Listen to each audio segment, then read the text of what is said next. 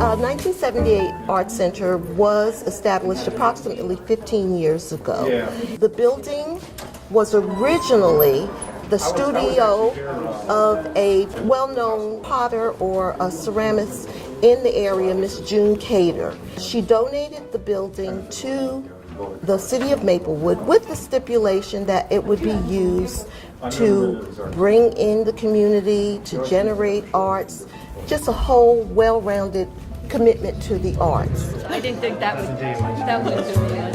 How are you? I'm Nettie Forney Thomas. I'm the curator of this exhibit, Transformations of Earth and Fire.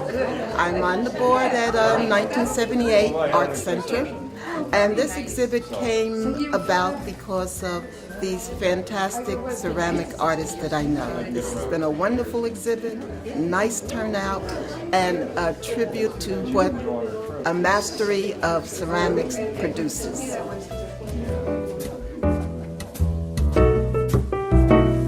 When I was a little girl, my mother gave me a piece of clay and I made a rabbit. And after I made this rabbit, I felt like I was very like godlike, that I was able to create something that wasn't there before. And this character holding him in my hand as I was creating him reminded me of that. And I just thought it was kind of fun, and it's called Vanity, and the reason why it's called Vanity, it's man's ignorance on what's happening with the polar bears and the polar caps melting. So this is a melting glacier, and he's just riding along on back of the polar bear.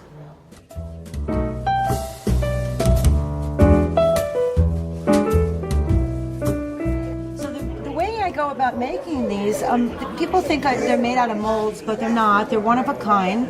I just basically have a sketch, and then from the sketch I mold or model with my hands. Like this particular scene, I really wanted to get into the Dutch still lifes. Yeah, I like to be detailed. That's my real love. I used to do like the Nancy Drews, and I did tour books and Troma book covers and movie posters. And they were very detail oriented, and I think that was the reason why people liked my work. First of all, when I start talking, you'll recognize immediately that you have an accent. My mother told me, don't get too serious about art. That was back in Scotland. It's great, get involved, but you'll not make a living. And she's right. So I did not get involved. I was a teacher in Scotland for 3 years. Went to Winnipeg, went to the School of Art there, became a painter, and I made the wonderful decision of taking a course in ceramics. I graduated with a degree in painting, and I went to Cranbrook Academy of Art. I had a wonderful career. For 47 years, I had young people teaching me what art could be.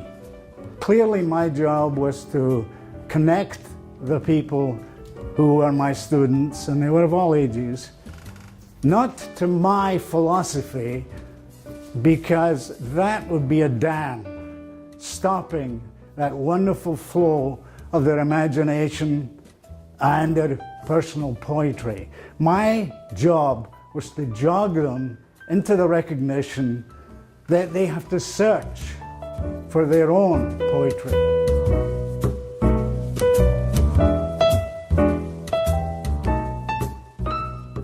Basically, I was going to start with what I learned from engaging with this craft.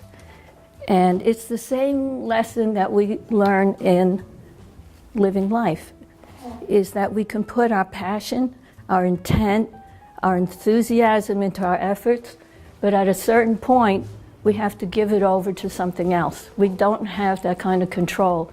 And in this particular craft, it's very tricky. You give it over to the fire, and you can get, it can be lesser or more than what you expect. But the good part is sometimes it's even better than what you expect, but a lot of times it's quite disastrous. And in teaching, that's one of the things that's really hard to do.